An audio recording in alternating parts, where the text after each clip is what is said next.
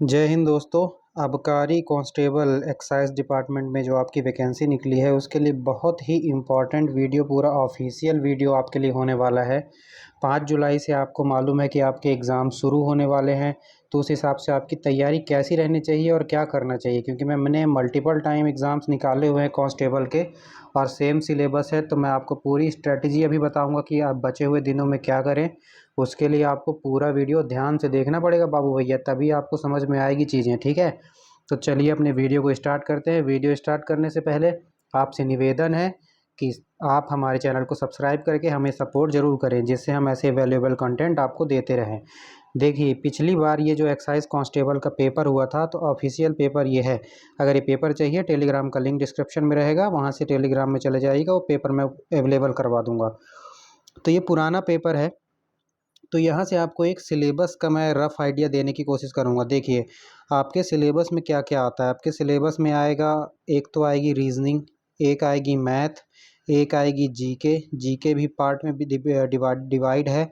MP GK आएगी इसमें, और नॉर्मल जीके आएगी जो आती है, और आएगा एक करंट अफेयर्स, ठीक है। और इसके अलावा इसमें आने वाली है साइंस। साइंस में भी 3 पार्ट में, 4 पार्ट में डिवाइड है एक्चुअली में ये।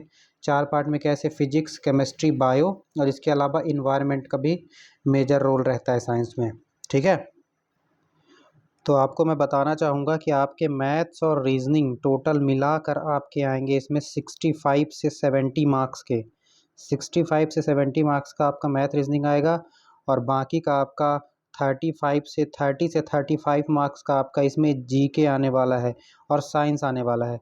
और ये जो है, ये एग्ज़ाम पिछला वाला जो एग्ज़ाम जिसमें घपले हुए हैं, उसको जो है करवाया था दूसरी एजेंसी ने, अभी आपकी दूसरी एजेंसी करा रही है। तो पिछले बार एमपी जीके के क्वेश्चंस नहीं आते थे, लेकिन इस बार जो आपका आबकारी का पेपर होगा उसमें एमपी जीके आएगा।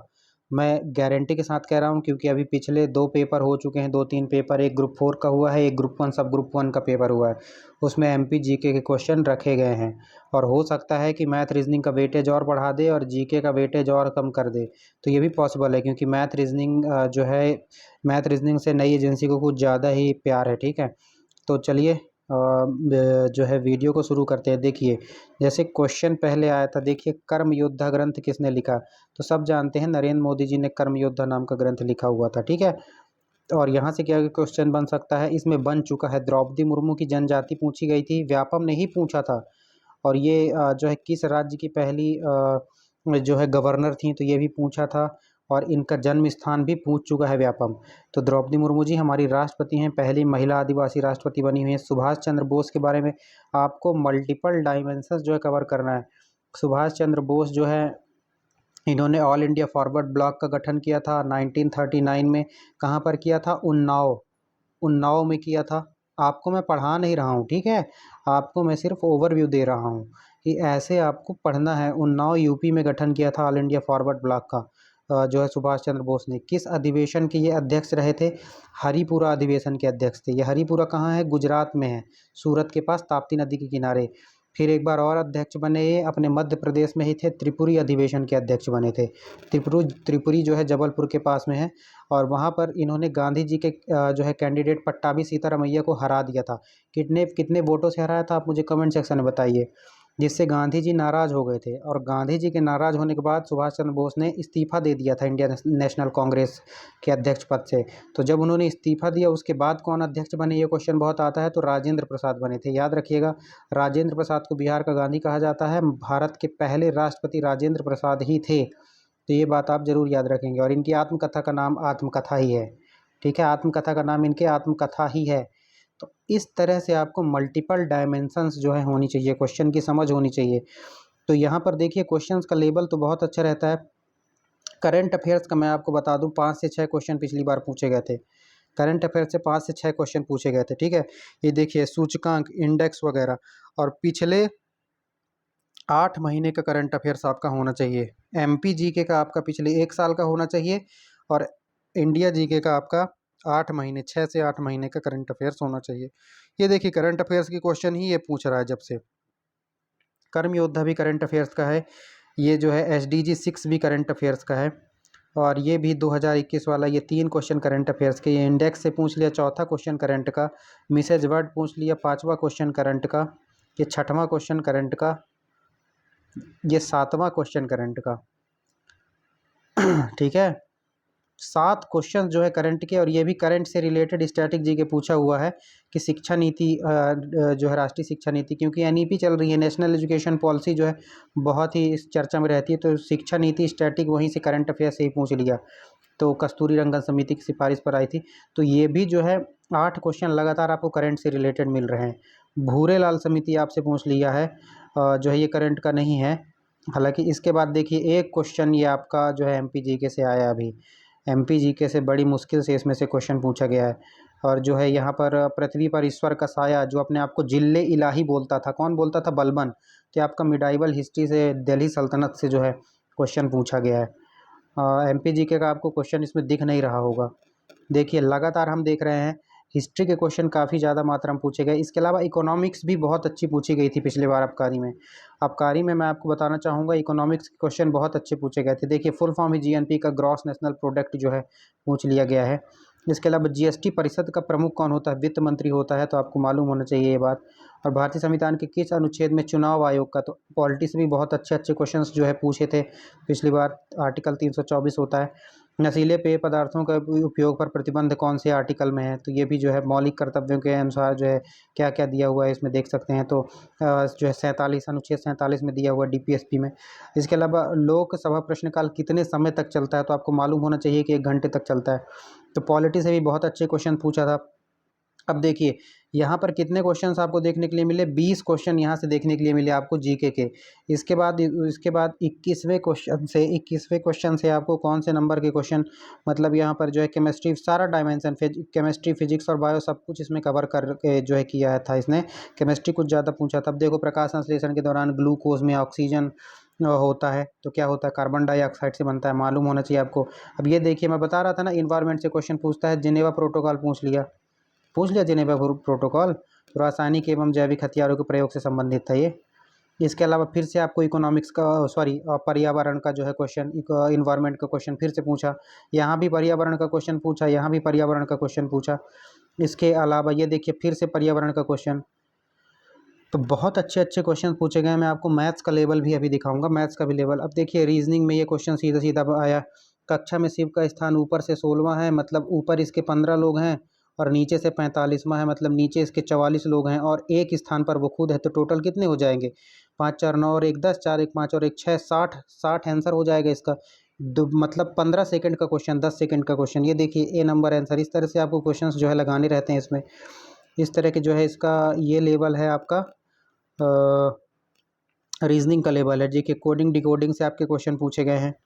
मैं आपको अभी ये भी बताऊंगा कि क्वेश्चन आपको कहाँ से तैयार कर रहे हैं। आप पूरा वीडियो बस ध्यान में रखिएगा।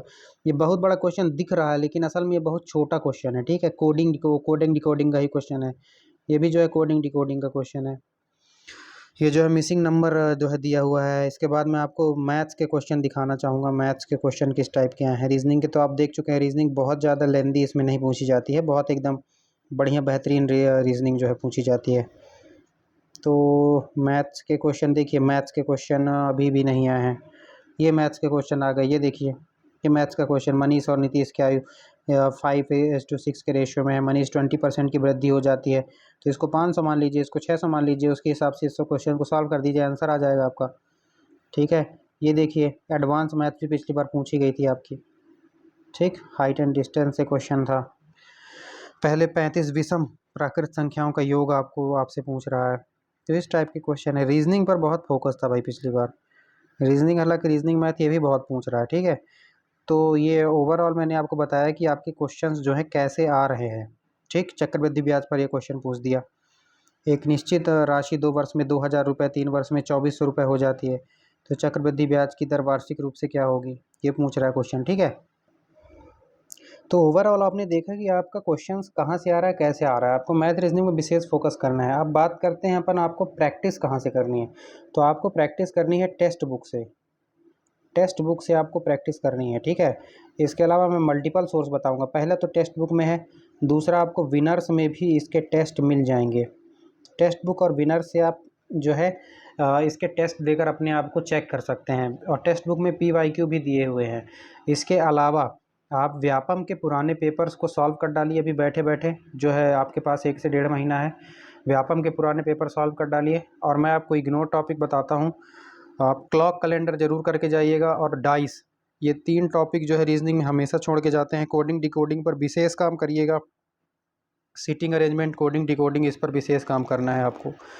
इसके अलावा मैं आपको बताना चाहूँगा, मैथ्स में आप जो है एडवांस मैथ्स पर जो है बहुत ज़्यादा ध्यान ना देते हुए अर्थमेटिक अपनी बहुत स्ट्रांग कर लीजिएगा। एडवांस मैथ ये नहीं कि बिल्कुल छोड़ के जाइएगा, लेकिन ऊपर ऊपर से ही पढ़ के जाइएगा, ज़्यादा ध्यान अर्थमेटिक में दीजिएगा, रिवाइज वगैरह ज़रूर कीजिएगा। इसके अलावा मैं आपको बता दूं कि यहाँ पर जो है बच्चे छोड़ कर जाते हैं नंबर सिस्टम को, LCM HCF यहाँ पर छोड़ के जाते हैं स्टूडेंट्स और वहीं फंसते हैं। और एक नाव एवं धारा प्रोबेबिलिटी, जिसे प्रायिकता कहते हैं, प्रायिकता प्रोबेबिलिटी भी छोड़ कर जाते हैं। तो ये क्वेश्चन आप ज़रूर करके जाइएगा, ये पोर्शन ये आपको वहाँ पर देखने के लिए ज़रूर ज़रूर ज़रूर मिलेंगे। आप किसको फॉलो कर सकते हैं, यूट्यूब में आपको बता देता हूँ मैं, क्विक ट्रिक्स बाय साहिल सर का चैनल है, यूट्यूब चैनल है। उसमें आपको जो है जो टॉपिक नहीं बन रहा है आप उनका नाम डाल के और अगर सर्च करेंगे तो वो जो है टॉपिक आपके पास आ जाने वाला है। तो वो मैथ्स की प्रैक्टिस आप वहाँ से कर सकते हैं। अभी वो प्रैक्टिस वगैरह करवा भी रहे हैं रेलवे के लिए। तो मैथ्स ही होती है, आप कहीं से भी करिए, ठीक है। तो क्विक ट्रिक्स बाय साहिल सर से आप मैथ्स कर सकते हैं। और इसके अलावा अगर मैं आपसे बात करूँ रीजनिंग, तो रीजनिंग के लिए भी आप जो है, रीजनिंग के लिए आप कुछ भी कोई भी टॉपिक आप सर्च करेंगे ना, तो आप दीपक तीर्थयानी बाद में लिख दीजिएगा, दीपक तीर्थयानी, ठीक है। आप कोई सा भी टॉपिक लिखिए रीजनिंग में आपसे जो नहीं बन रहा है उसमें आप लिख दीजिए, जैसे आप कोडिंग डिकोडिंग बाय दीपक तीर्थयानी, आप इतना लिख दीजिएगा, आपका जो है प्रैक्टिस सेशन ओपन हो जाएगा यूट्यूब में और आप जो है बढ़िया बढ़िया कॉन्सेप्ट आप सीखने लगेंगे। तो आपको 2 मैंने फ्री की चीज़ें भी बता दी। पेड कोर्स अगर लेना चाहते हैं, हालांकि भी पेड कोर्स लेने का कोई जो है औचित्य नहीं है। और आबकारी के नाम पर जो है बहुत सारे प्रैक्टिस सेट भी चल रहे हैं यूट्यूब पर, तो अगर आपको डिस्ट्रैक्शन नहीं होता है उनसे तो आप देख सकते हैं। बाकी यूट्यूब में डिस्ट्रैक्शन बहुत ज़्यादा है। इसके अलावा इंस्टाग्राम आप टोटली जो है अनइंस्टॉल कर दीजिए। इंस्टाग्राम जो है आपका बहुत ज़्यादा दिन टाइम खा जाता है, 3 से 4 घंटे खा जाता है। तो इंस्टाग्राम से बिल्कुल दूर रहिए, सोशल मीडिया से पूरी तरह से दूर रहिए।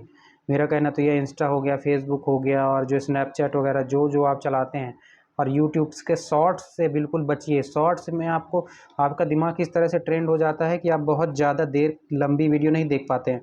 आपका दिमाग 60 सेकंड 30 सेकंड के लिए ट्रेंड हुए जा रहा है, तो उससे बचिए। शॉर्ट्स वीडियो मत देखा करिए बहुत ज़्यादा, ठीक है। शॉर्ट्स वीडियो में आपको कितना ही इन्फॉर्मेशन मिल जाएगा भाई। और आपको अगर अब मैं आप जो है आपको करंट अफेयर्स के लिए बता देता हूँ, तो MP करंट अफेयर्स में उत्कर्ष के जो अवनीश सर हैं, अवनीश सर बाय उत्कर्ष जो है वो करंट अफेयर्स MP का आपको कंप्लीट करवा देंगे। इसके अलावा जो है MP करंट अफेयर्स वगैरह भी वो कंप्लीट करवा देंगे, ठीक। हमारा चैनल भी सब्सक्राइब कर लीजिएगा, हम लोग भी आपको बहुत अच्छा कंटेंट प्रोवाइड करवाएंगे। लेकिन जो है ऐसा स्वार्थ नहीं रहता मेरा, जो है मेरे को ट्रू ओपिनियन मैं आपको देता हूँ इस चैनल पे। और जो है मैं भी तैयारी करवाता हूँ, मुझे भी सब्सक्राइब कीजिए। और आपके लिए जो बेनिफिशियल है मैं उनका नाम भी यहाँ पर जो है बेधड़क लूँगा, आप बिल्कुल टेंशन मत लीजिए उसकी। और मुझे न किसी ने पैसे नहीं दिए, मैं आपको जो है अपने हिसाब से जो तैयारी मैंने करी थी उसके हिसाब से मैं आपको बता रहा हूँ। तो करंट अफेयर्स आप अवनीश सर से कर सकते हैं, बिल्कुल MP GK भी वो बढ़िया कर रहे हैं। इसके अलावा आप परीक्षा धाम से आप MP GK कर सकते हैं। परीक्षा धाम का जो है ऑब्जेक्टिव वाला भी आया, तो आप उससे जो है बहुत अच्छी प्रैक्टिस कर सकते हैं परीक्षा धाम से। और GK की बात जहाँ तक है, तो GK आप जो है परमार SSC आप जाइएगा, परमार SSC GK आप यहाँ से कर लीजिए। उस उन्होंने रेलवे की PYQ सीरीज़ करवाई हुई है, रेलवे की 1 शॉट मैराथन ली हुई है अभी अभी। तो रेलवे की हो चाहे कहीं की हो, आपको पढ़ने से मतलब है तो आप पढ़ लीजिए यहाँ से। 6 साल की आपको 6 साल बोल रहा हूँ, सॉरी 6 महीने 8 महीने की आपको करंट अफेयर्स करनी है जो है GK वगैरह की। तो इसके लिए आप रवि स्टडी IQ जो है सर्च कर सकते हैं। रवि स्टडी IQ या रवि स्टडी GK, वो पिछले कई सालों की जो है 1 साल की, पिछले 6 महीने की करंट अफेयर्स की वीडियो डालते रहते हैं। तो उनको फॉलो कर लीजिए, उनका चैनल जो वहाँ से आप देख सकते हैं। आपका एक भी बिना पैसा लगे मैंने आबकारी की तैयारी आप कैसे करें, उसका पेपर कैसा आता है, सारा कुछ मैंने सिलेबस आपको डाल दिया। और अगर ये क्वेश्चन पेपर चाहिए आपको, तो मैं डिस्क्रिप्शन में टेलीग्राम का लिंक दे दूंगा, उसको ज्वाइन कर लीजिएगा और आपको वहाँ से ये पेपर जो है मिल जाएगा। आपको बहुत ज़्यादा परेशान होने की ज़रूरत नहीं है। इसके अलावा आप व्यापम की ऑफिशियल वेबसाइट जो कि MPESB करके आप सर्च करेंगे, MPSB करके सर्च करेंगे, वहाँ पर old papers, old exam paper section में जाएंगे तो वहाँ भी आपको ये मिल जाने वाला है, ठीक है, ये पेपर। तो बहुत ज़्यादा परेशान होने की ज़रूरत नहीं है, एकदम काम रहिए। और अब डेली के डेली मॉक टेस्ट ज़रूर दीजिए। मैं पूरा नहीं कहता सेक्शनल मॉक टेस्ट दीजिए आप। जैसे मैथ्स का दे दिए, रीजनिंग का दे दिए, तो सेक्शनल मॉक टेस्ट भी टेक्स्ट बुक वगैरह में अवेलेबल रहते हैं। किसी का भी, जैसे रेलवे का ही दे दिए, है ना, तो वहाँ से आपका बहुत अच्छा तैयारी हो जाएगा आपका रीजनिंग वगैरह का, और full out of full marks आप लेके आएंगे। तो आपको सेफ़ स्कोर मैं बता देता हूँ, 85 नंबर जनरल के लिए सेफ़ स्कोर रहेगा। इसके नीचे तो बात ही मत करना, बल्कि ये और ज़्यादा जा सकता है, क्योंकि पिछले साल ही 83-84 नंबर था कट ऑफ, जबकि 400 साढ़े 400 पोस्ट थी। इस बार तो आधी पोस्ट है, तो 85-86 नंबर बल्कि इसका कट ऑफ जाएगा जनरल का। इसी तरह एक दो नंबर कम कर लीजिए ओबीसी और ईडब्ल्यूएस का, 1-2 नंबर कम कर लीजिए। 5-6 नंबर इसमें कम कर लीजिए एससी का, और 10 नंबर कम कर लीजिए एसटी का, और अपनी अपनी कैटेगरी में फिर महिलाओं का 1-1 2-2 नंबर कम कर लीजिए।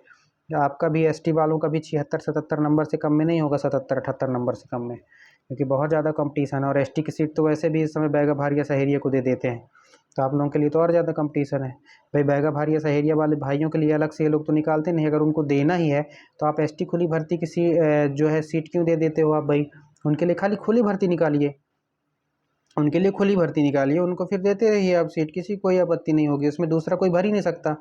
और उनको जो है आप मेन स्ट्रीम में लाना चाहते हैं तो उनको भी लेकर आइए, लेकिन ऐसा थोड़ी ना है कि आप खुली भर्ती में जो दिए जा रहे हैं दिए जा रहे हैं दिए जा रहे हैं। चलिए, सरकार की नीति है भाई, आप लोग आवाज़ भी नहीं उठाते हैं।